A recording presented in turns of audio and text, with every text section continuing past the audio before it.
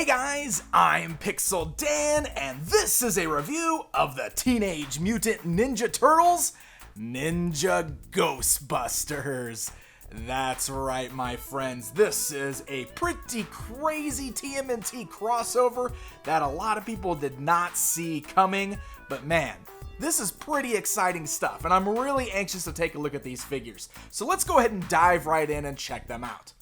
So as you can see, they do come in those same style, larger window boxes, very similar to what we saw with the WWE Ninja Turtles crossover figures.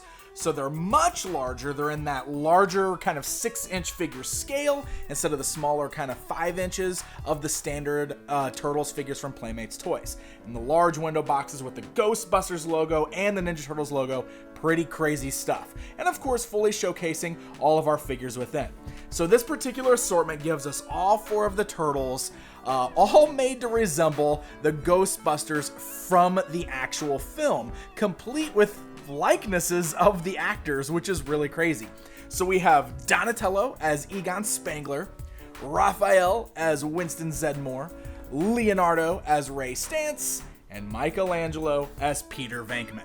And when we flip the boxes around to the backside, we've got this really cool artwork here of the 4 turtles busting Slimer. And it's cool because you can actually see the real Ecto-1 in the background and everything. So the packages are pretty cool. But let's go ahead and rip these open and take a closer look at the figures within.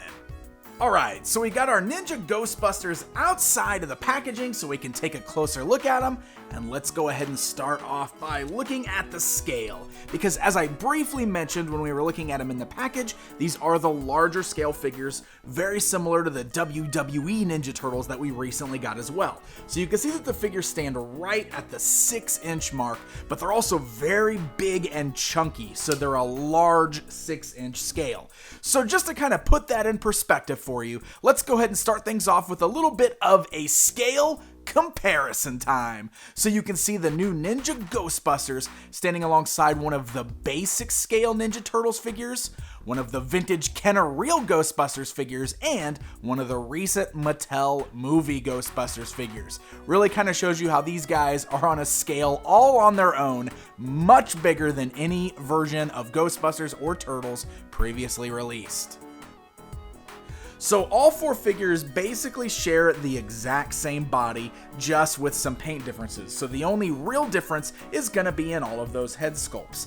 But the body is still a very nice, brand new sculpt all the way through and through. You can see that the figures are wearing that cool Ghostbuster style jumpsuit over their turtle bodies, so you can definitely make out like the turtle shell on the back, but there's some nice kind of folds and everything with the costume basically wrapped around their turtle shell. There's some really nice shading going on in the paint deco, I will say, on there, because it's got this nice tan color that's got a little bit of brown washed into it there to really kind of give it a little bit of texture and feel, which I really like. You can see there's a little walkie-talkie kind of sculpted on the belt there. There's zippers on the pockets and on the front of the jumpsuit, and you'll notice that each of them do have the little name tag up there on the breast, but the name tags, instead of being the names of the Ghostbusters, say Mike, Don, Leo, and Raph. So it's the name of the Turtles. I kind of like that. Even though they are basically cosplaying as the Ghostbusters, it's kind of cool that they've got their Ninja Turtles names right there. Very much like, you know, in the old Turtles, they would wear their initials on their belts. So I think that is pretty neat. You'll notice that they are all wearing the black gloves, and they've got the big black boots over their big turtle feet. The only thing that really is distinguishing of their personalities on the costumes themselves is they do have little wraps over their elbows, or actually just right above their elbows, so you can see Mikey's got the orange, and then Donnie has the purple, Leo's got the blue, and Raph has got the red. And then over there on the right arm, we do have the cool little Ghostbusters insignia patch, which is pretty neat to see kind of emblazoned on a Ninja Turtles figure. So the bodies are exactly the same all the way across the board. It would have been cool to see a little bit of uniqueness with them. Maybe, you know, since Mikey is portraying Peter Venkman, his pant legs could be untucked from the boots because that's the way Peter always wore his jumpsuit. Little touches like that would have been cool. Maybe not have all of them wearing the gloves. Something to differentiate them a little bit, but I don't know. That's just me wishing a little bit. I totally understand that it's cost effective for them to share the same body across the board. So you'll notice that the others there are all wearing their Proton Packs. I've got Mikey with his off because I'm going to show you guys how to actually put that on. But before we do that, let's go ahead and run down the articulation on these guys so you know what to expect. Since they are the same body, it's exactly the same across the board.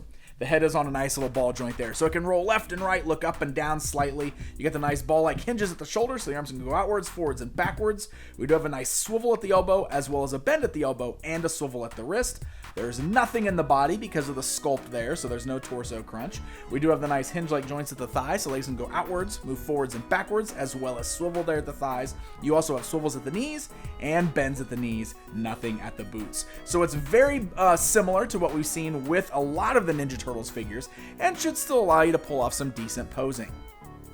So let's talk a little bit more about those head sculpts, because that's where these guys are really unique. I thought it was really interesting that they chose to actually go for sort of like an actor likeness with the turtles, because you'll notice that these aren't just standard turtle heads.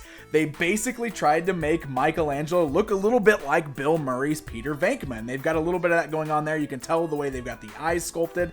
He's got the big bushy eyebrows kind of poking out from his mask. He's got the wild hair there, almost a little bit of a confused smirk on his face. It's really interesting. I will say the paint is pretty good on these figures most of the way through. The only thing that's really weird going on is on my Mikey here. The green doesn't seem to match the bottom portion of the head and the top portion of the head. They're like mismatched greens. I thought that was really strange.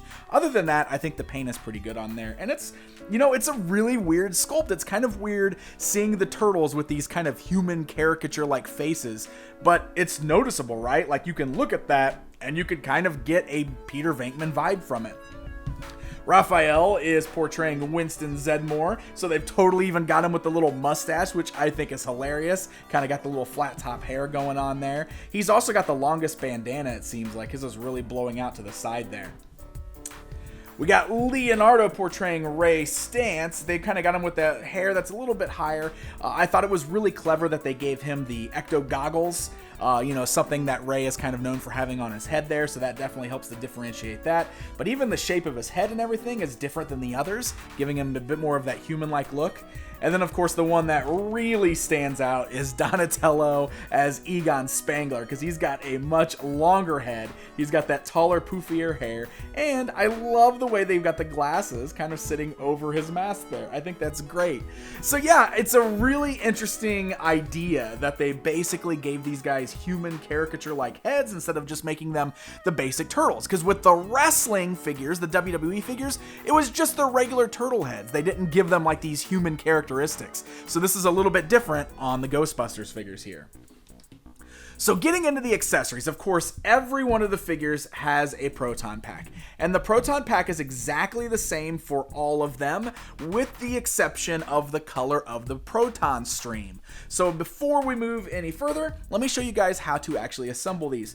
So each of the turtles can remove these or put them on. They're not on when you get them out of the package, so you do have to put them on. But I think it's cool that it's a removable piece. And it's very easy. You basically are just going to put the straps right over the turtle's arms. The articulation will allow you to bend the arms around so that you can get the straps over the arms there, just like so. Then once you've got it positioned up on the shoulders the way you want, the only thing you need to do is fasten the little fasteners right there on the front of the belt over the waist. It fits perfectly on these guys. Like, they're not too tight. It's not too hard to get them on. And now you've got the Proton Pack on the character's back. So the Proton Pack itself is a pretty neat sculpt. It's very basic in its paint deco. It's very similar to what we see on a lot of Ninja Turtles accessories. There's really no paint going on here. It is just a solid black plastic with the only little piece of decoration is this little danger sticker that's on there. And of course the color of the proton stream coming out of the wand. So the wand is cool because it can be removed, of course, from the side there. It's got a nice little kind of bendy wire that's holding it on there. And then we can place it in the Ghostbusters' hands. Now, this is one thing I want to point out with these guys. The hand sculpts are so solid that there's not really any movement or no flexibility with the fingers. That's not a problem for the bottom portion of the Proton wand, the Neutrino Wand. You can see it takes a little bit of work. You actually kind of have to work it into the fingers there. but you can get that held in there pretty good. However, the front portion is so wide, there is no way that you'll be able to get a full two-handed grip on there. I mean, you just can't really bend those fingers to wrap around there. So basically, when you're posing them, you're gonna kind of just do that thing where you just rest it on the hand to kind of pull off the two-handed pose. So I wish that they were sculpted with more open hands to better fit that, because it'd have been nice if they can get a better grip on there. Now, one thing that's cool about these is that they have a very similar feature to the old Kenner Real Ghostbusters Proton Packs, where they've got this little wheel right here that when you spin it, it rotates the little proton stream coming out, and I thought that was pretty cool. And the proton streams are neat. They're just kind of like this solid, translucent piece of plastic with this little flexible blue beams kind of wrapped around it. You can see these are like little flexible pieces. And so one of the things that they did on these is that they made all the proton streams match the color of the turtles.